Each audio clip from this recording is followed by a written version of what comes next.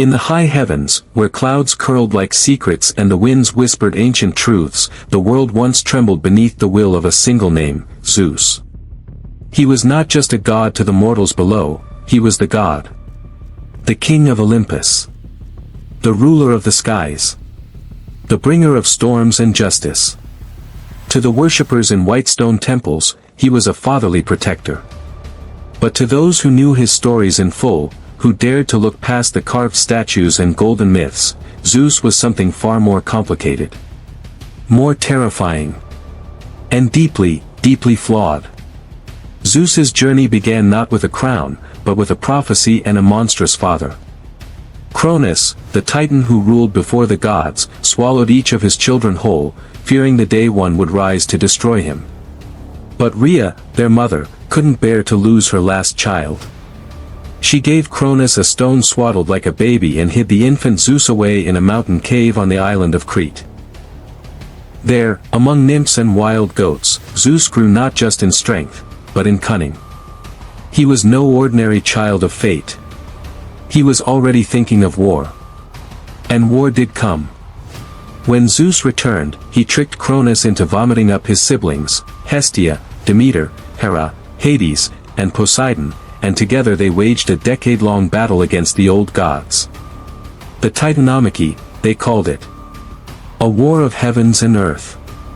When it ended, the Titans were cast into Tartarus, and Zeus stood triumphant, not just as a liberator, but as the architect of a new world order.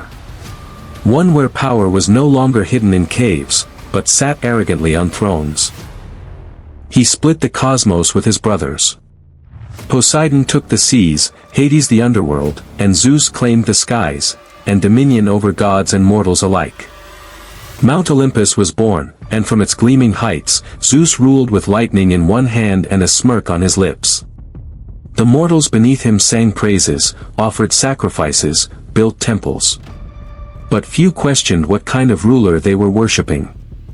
Zeus married Hera, his sister, in what should have been a divine symbol of order. But the marriage was anything but sacred. Hera, regal and cunning, was never enough for Zeus. His hunger wasn't just for power. It was for conquest, of bodies, of minds, of legacies. Fidelity, to Zeus, was a mortal limitation. He didn't just pursue women, he pursued control.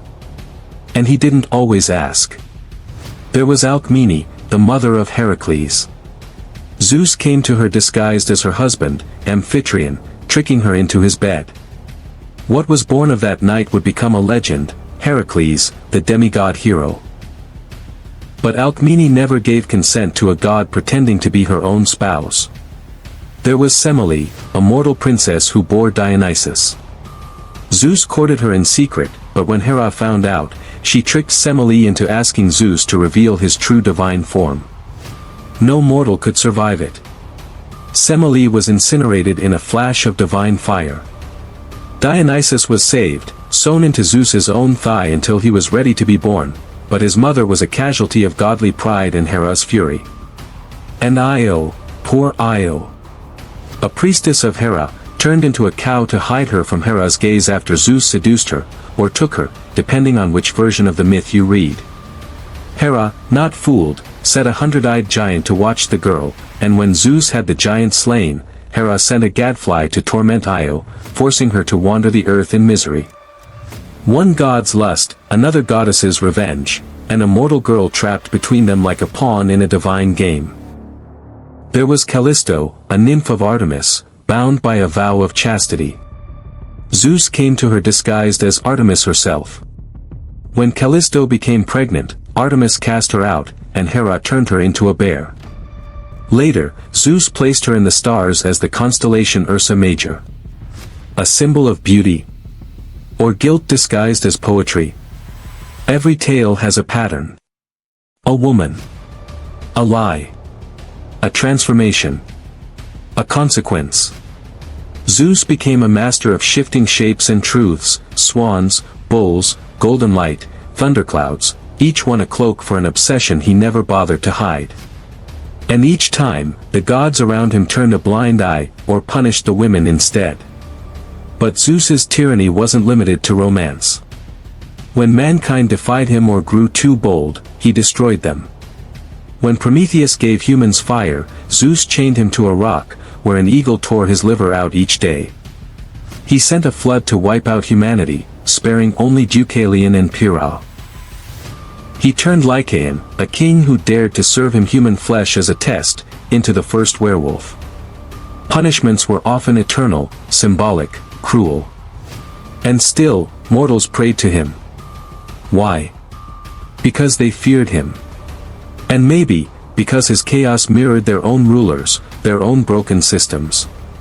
Zeus didn't rule like a father, he ruled like a warlord with a silver tongue and a storm for a crown. Hera, for all her dignity, remained locked in her role.